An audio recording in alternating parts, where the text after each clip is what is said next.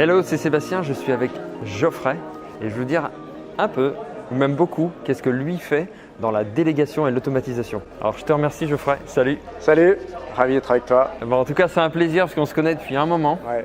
Geoffrey, il a créé monéquipe.info. Et qu'est-ce que c'est monéquipe.info? Alors en quelques mots, monéquipe.info s'adresse aux personnes qui vendent de la formation en ligne.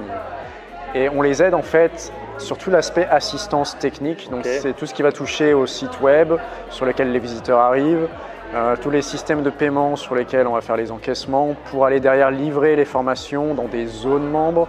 Donc tout l'écosystème, on va dire, numérique finalement. Et on les aide à la fois sur la partie technique et puis surtout, en général, ils ont une vision marketing. On les aide du coup à concrétiser cette vision marketing dans leur système d'information finalement. Ok, donc grosso modo, c'est des gens qui ont leur intention de créer leur formation, qui mettent ça en place. Et toi, tu interviens sur leurs points faibles. Exactement. La technique, marketing, mise en place justement des paiements et tout ça. Au-delà de ça, je dirais même pas que c'est leur point faible, je dirais juste leur expertise, c'est leur expertise et le reste, notamment la technique, ça l'est pas du tout et c'est pas leur valeur ajoutée finalement. Donc ça a du sens pour eux de le déléguer. Et donc nous, on est ravis de faire ce boulot-là pour eux parce que c'est ce qui nous fait kiffer. Souvent, pour les créatifs ou les personnes qui, comme vous peut-être, qui nous écoutez aujourd'hui, vous dites ah ouais, moi j'aime pas déléguer ou l'automatisation, ça m'hérisse les poils, etc. Et vous avez aujourd'hui des gens qui adorent faire ça et qui vous implantent les éléments et qui, comme moi avec la formation que je vous propose, etc. Comme Geoffrey avec son équipe.info, etc. Donc c'est vraiment quelque chose où concentrez-vous sur votre valeur et puis formez-vous ou formez votre équipe ou prenez des gens qui sont compétents pour ça. Et toi, quand les personnes viennent te voir chez toi, quelle est la peur la plus importante chez ton prospect? Je pense que la peur de toute personne qui veut commencer à déléguer, c'est en fait j'ai peur de lâcher le contrôle. Parce qu'on est habitué à faire les choses comme on a l'habitude de les faire et on a une idée très précise dans le moindre détail presque de ce qu'on veut faire, ou même si on l'a pas, au fur et à mesure qu'on va faire, on va se dire ça c'est pas correctement fait, je le refais, et c'est comme ça qu'on ajuste. Et quand on délègue, le problème c'est que on a du mal à transférer ce qu'on veut voir comme résultat, et du coup il y a toujours cette frustration de se dire c'est pas exactement ce que je voulais. Et en même temps, est-ce qu'on a vraiment besoin que ce soit exactement fait comme on voulait? C'est souvent la grande question et souvent la réponse est non. Tant que les 80% essentiels du boulot sont faits, si les 20% c'était pas indispensable, je dirais, au projet et que ça n'impacte pas la valeur perçue du projet, finalement, c'est peut-être du temps qu'on aurait passé en plus, d'un coût en plus pour le projet, que le prestataire du coup ne nous facture pas et c'est du temps qu'on gagne. Alors que si on l'avait fait nous-mêmes, on aurait été tellement perfectionniste justement. On parlait par exemple d'écrire un bouquin. Le nombre de fois où j'ai voulu écrire un article ou un livre où je me suis auto-édité plusieurs fois et tu arrives à la version 10 de ton paragraphe et tu te dis bon, je l'aime pas, je recommence. Alors qu'un prestat qui te rend le boulot et qui te dit voilà, le paragraphe il est comme ça, tu te dis vas-y, corrige 2-3 fautes, t'inverses les 2 phrases ou les 2 idées et puis c'est plié quoi. Tu cherches pas.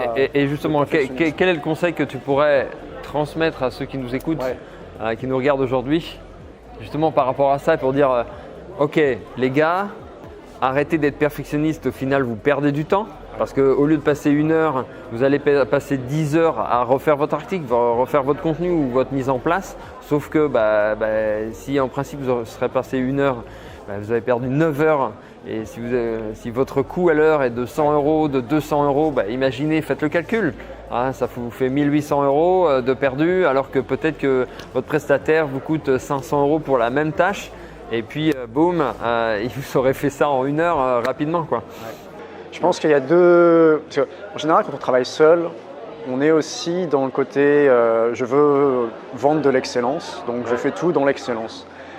À partir du moment où on décide de déléguer, c'est aussi parce qu'on a une optique de croissance et donc il faut accepter aussi de lâcher un petit peu. Alors je ne dis pas de mettre tous ces critères à la baisse, mais de lâcher que ce ne sera pas forcément dans nos critères à nous d'excellence. Et en général d'ailleurs, notre niveau à nous d'excellence est presque imperceptible pour le client parce qu'on va tellement chercher dans les détails que le client, lui, à la limite, il ne s'en serait pas rendu compte, voire des fois il ne s'en rend pas compte du tout et il ne se rend pas compte qu'on a passé 10 heures de plus sur un détail, pour lui, voilà, c'était fait en 1 heure en fait, et il ne voit pas la subtilité en fait, qu'on a apportée au travail. Donc je dirais être conscient que quel est le niveau de détail que votre client attend finalement. Est-ce que c'est un niveau de détail qui est réel ou est-ce que c'est un niveau de détail qu'on s'est mis dans la tête tout seul finalement? Je te rejoins vraiment là-dessus par rapport aux détails que l'on prend souvent importance et ce qu'on peut faire aussi, on peut améliorer au fur et à mesure. Parce qu'on peut justement se lancer et avoir les 80% et puis dire ok, j'améliore au fur et à mesure le système. J'arrive à 85, 90 et tout, mais au moins vous avez lancé votre mise en place, votre produit ou ce que vous deviez mettre en place. Je me souviens qu'à mes débuts, j'avais découvert un truc, je trouvais ça magique, c'était genre les sites comme Fiverr ou 5euros.com. Et en fait, ce que je ne réalisais pas à l'époque, c'est que le piège de ces trucs-là, c'est qu'on tombe dans le micromanagement. Parce que c'est que des petites tâches en fait. Et comme en plus, quand on démarre, on est vraiment dans le contrôle, on se met à contrôler des petites tâches à 5 euros. Donc ça n'a pas de sens en fait. On est là pour déléguer et en fait, on passe plus de temps à contrôler, à écrire les process que si on l'avait fait nous-mêmes presque. Alors c'est bien parce que ça nous habitue quand même à faire des procédures. C'est ce que je conseille et voilà. Tout ça, ce qui est important. Ouais. Mais faut voir aussi que pour la personne qui exécute derrière, ça peut être particulièrement pénible parce que du coup elle est reprise entre guillemets en permanence sur des petits points de détail, alors que je trouve que les gens en général donnent le meilleur d'eux-mêmes quand on leur confie des responsabilités. Donc plutôt un projet qu'une petite tâche par exemple, parce qu'ils sont obligés de s'impliquer un peu plus. Alors bien sûr après il y a une notion de casting. Confier un projet à la mauvaise personne, si c'est trop tôt, ça ne marchera pas. Le micromanagement, ça peut prendre beaucoup de temps, mais ça peut aussi, vous pouvez apprendre au fur et à mesure à savoir où sont vos points faibles, en fait. J'ai beaucoup de personnes qui viennent me voir en me disant tu gères vraiment tout à distance? Parce qu'en plus, depuis 2 ans maintenant, je voyage à plein temps. Donc, ça tu m'as dit, c'est génial. Et en fait, oui, parce que concrètement, quand on vit dans un milieu, quand on travaille dans un milieu où on travaille sur des serveurs, donc déjà tout est à distance, pourquoi on ne peut pas faire en sorte que l'équipe travaille à distance également finalement? Et c'est toujours agréable de serrer des mains, d'aller boire des coups, et ça je suis complètement d'accord. Carrément. Mais rien n'empêche de faire le taf à distance parce que les gens, même son visuel, je veux dire, on est professionnel. Si on a besoin, on partage une vidéo, on fait un partage d'écran. Mais les instructions, à partir du moment où elles sont claires et où on parle le même langage finalement, et vu que là justement on est dans un secteur où il y a un seul entre guillemets langage pour tout le monde, il n'y a pas d'ambiguïté finalement. Et tout est fluide. Et donc du coup j'ai une partie de l'équipe qui est en Tunisie, à Madagascar, en Espagne. J'ai travaillé un moment avec des collaborateurs qui étaient un qui était à Bordeaux, un autre qui était à Lyon, puis après qui a déménagé au Canada. Donc même avec du décalage horaire en fait, on arrive à s'organiser. Après, s'il y a des contraintes fortes dans votre activité, où il faut que les gens prennent à 9h et quittent à 17h par exemple, avec le décalage horaire, j'avoue que c'est plus compliqué. Mais nous, on a cette flexibilité-là où le client nous dit, voilà, la deadline c'est mardi, 10h, heure française. Nous, après, on s'organise en interne dans l'équipe pour que les gens se passent le boulot à la limite autour de l'horloge au fur et à mesure du décalage horaire si besoin. Mais voilà, et ça, c'est quelque chose que je transmets dans la formation justement. Les avantages et inconvénients en fait, d'avoir une équipe un peu partout dans le monde, parce que ça peut être un avantage très puissant. Donc oui, ça, je vous raconterai ça dans une prochaine vidéo. Et vraiment d'avoir une équipe sur différents créneaux horaires et tout, c'est vraiment top. Et ça peut être aussi un fardeau pour certains types d'équipes, pour la gestion et tout ça. En termes de cohésion de groupe, quand tout le monde est dans le même bureau et que tu peux faire un tableau blanc, quand même, tu gagnes beaucoup de temps. Mais ça dépend à quel point les gens ont besoin d'être justement dans cet esprit de groupe ou à quel point les tâches sont entre guillemets en one-to-one finalement. Et là en l'occurrence, nous, dans ce qu'on fait en général, il y a un ticket qui tombe, le chef de projet l'assigne à quelqu'un et après la personne travaille et avertit le client quand c'est fini. Donc c'est assez simple on va dire comme fonctionnement. Il n'y a pas trop d'aller-retour on va dire dans l'équipe. Ouais, c'est ça. Et puis aujourd'hui avec les outils qu'il y a à distance, on peut avoir le même tableau blanc. Oui, vraiment à distance, ok, c'est sur écran, mais bon, c'est vraiment top. On peut arriver à avoir un équivalent.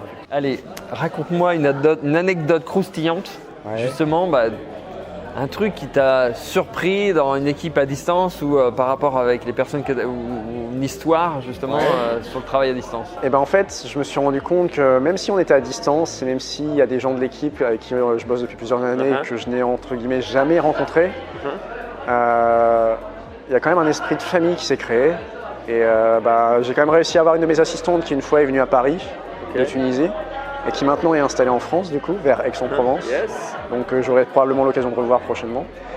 Cet été, j'ai un de mes gars là, qui bosse à la technique qui m'a invité à son mariage, par exemple. Je te remercie Geoffrey pour cet échange. Et puis nous on se dit à une prochaine. Yes. Moi je vous dis à une prochaine vidéo. Merci à Geoff et puis je vous dis bye bye, ciao ciao.